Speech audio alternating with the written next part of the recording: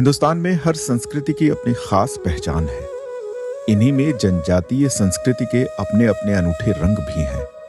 सबसे बड़ी बात आजकल जहां सभी आधुनिकतावाद और पाश्चात्य रंगों में अपनी मूल पहचान को भूल चुके हैं, वहीं जनजातीय संस्कृति अपने में कुछ रंग आज भी संजोए हुए है। इन्हीं रंगों में एक नाम आता है पिथौरा चित्रकला का। ये हमारे देश की वह कला है जिस पर जनजातीय लोगों का एकाधिकार है। हालांकि यह कला बहुत दुर्लभ ही दिखाई देती है, लेकिन कुछ कला प्रेमी होते हैं जो हमारी संस्कृति के रंग को खोने नहीं देते और प्रयास करते हैं हर व्यक्ति तक इसकी खुशबू पहुंचाने का। और ये जो चित्रकला है इसे क्या कहते हैं?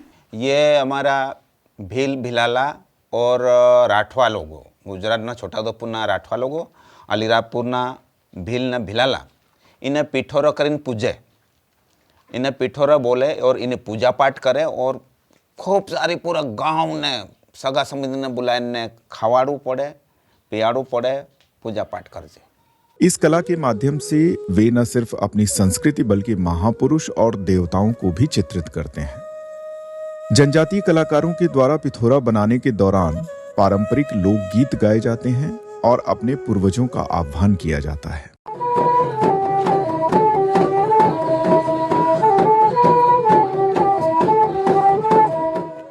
चित्रकला में गाय, हिरण, बैल, घोड़े, हाथी तथा पिथौरा और पिथौरी मां भी होती है। पूरी प्रकृति और दैनिक जीवन का चित्रण होने से चंद्रमा, सूर्य, बंदर, पशु, बैलगाड़ी आदि सभी इसमें होते हैं। इनामा पूरी जीवन व्यवस्था इनामा समायेली से। जंगल में प्रकृति में एक ताकतवर जानवर से इनसे डरू पड़े तो इन्हें पूजा पाठ कर इन्हें मनाड़ू पड़े, समझाड़ू पड़े तो इन्हें आ रीते एक कुदरत ने पूजा पाठ करे। पिथौरा चित्रकला में जनजातीय जीवन, उनकी वेशभूषा, खान पान, रीति रिवाज, त्योहार, धार्मिक आस्था दृष्टिगोचर होती है। इस कला के कलाकार को लखाड़ा कहा जाता है। आइए अब चलते हैं उस शख्सियत की ओर जिन्होंने पिथौरा चित्रकला को गांव से शहर तक पहुंचाने में अपनी महत्वपूर्ण भूमिका निभाई है। वे हैं एडिशनल एसपी सीमा अलावा। वर्तमान में सीमा जी खंडवा में पदस्थ हैं। उन्होंने शुरुआत से ही अपने आप से पहले अपने काम को प्राथमिकता दी है। जब वे अपने काम के सिलसिले में जनजातीय गांवों में भ्रमण कर रही थीं, तो उन्हें अलीराजपुर में दीवारों पर कुछ भित्ति चित्र दिखाई दिए जो एक अलौकिक और दैवी स्वरूप में दिखे। जब तक मेरी पोस्टिंग है ना अलीराजपुर और झाबुआ नहीं हुई थी, तब तक मुझे भी नहीं पता था पिथौरा आर्ट क्या है। इनके एक मर्डर केस में मुझे ऐसा जाना हुआ था देहात में। पुलिस का काम और पुलिस का इन्वेस्टिगेशन सेपरेट चीज़ है, लेकिन जब वॉल पे मैंने इसको देखा तो मुझे समझ ही नहीं आया कि क्या बना हुआ है ना। जानते नहीं थे क्योंकि इससे पहले कुछ काम ऐसा पढ़ा नहीं और कभी ऐसा देखने सुनने में नहीं आया। जैसे मधुबनी आप सुन लेते हो, है ना, गोंडी आप सुन लेते हो, लेकिन ये वाला आर्ट कहीं अलीराजपुर झाबुआ से बाहर हमने कहीं नहीं सुना था। लेकिन जब अलीराजपुर गई, फिर थोड़ा सा उसका इन्वेस्टिगेशन किया, थोड़ा सा हमने इसको पूछा क्या है, तब मालूम पड़ा कि इसको पिथौरा आर्ट बोलते हैं। यहाँ के ट्राइबल्स इसको वॉल पे बना के इसकी पूजा वूजा करते हैं। फिर थोड़ा सा ये कोशिश की हमने कि थोड़ा सा समझें इसको, तो आर्टिस्ट ढूंढने में हमको टाइम लग गया। फिर आर्टिस्ट ढूंढे, थोड़ा सा पूछा क्यों बनाते हैं, ऐसा तो नहीं कि हम इसको बनाए तो कोई दिक्कत हो जाए। फिर वो लोग नेचर कलर्स पे बनाते थे, इस टाइप के क्वेश्चंस होते रहे और ये चीज़ समझ में आया कि इस पिथौरा आर्ट को कोई नहीं जानता। फिर लगा कि यार ये एक चीज़ ऐसी है जिसको बाहर के लोगों को भी जानना चाहिए। ये सिर्फ ट्राइबल का ही एक एकाधिकार ना हो इसके ऊपर, बाकी लोग सब इसको जाने समझे। इसी पर्पज़ से फिर इसको सीखा और इसको फिर बनाया। और कम से कम जो बाहर के जो अधिकारी आके ड्यूटी कर लेते हैं और है ना चले जाते हैं, कम से कम अलीराजपुर में आए तो अंदर ऑफिस में घुसते से ही उनको कम से कम एक कल्चर मालूम पड़ जाए झाबुआ अलीराजपुर का। इस पर्पज़ से फिर हमने पिथौरा को पिक किया।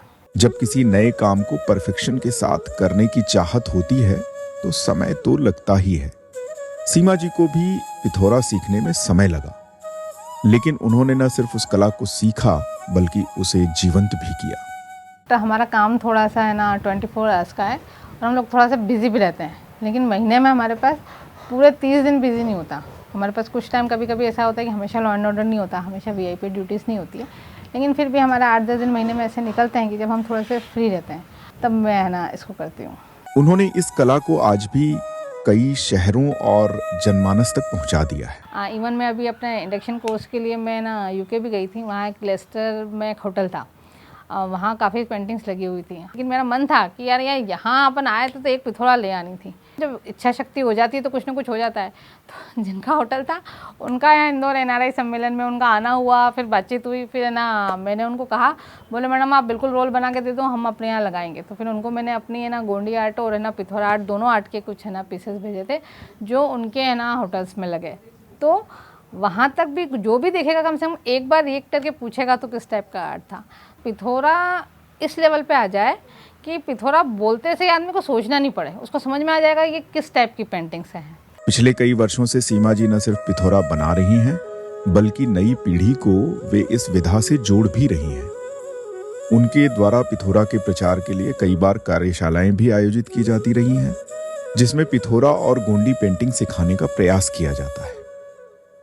खास बात यह नजर आई कि इन कार्यशालाओं के परिणाम स्वरूप अलीराजपुर जिले के पुलिस कंट्रोल रूम, कलेक्ट्रेट, जिला पंचायत आदि जगहों पर इनके द्वारा बनाई गई पिथौरा चित्रकला शोभा बढ़ा रही है। तो एक ऐसा मेरा मन भी था कि एक बार वर्ल्ड की सबसे बड़ी पिथौरा बनाऊं, है ना। इच्छा शक्ति जरूर है, अब देखो कब फुलफिल होगी।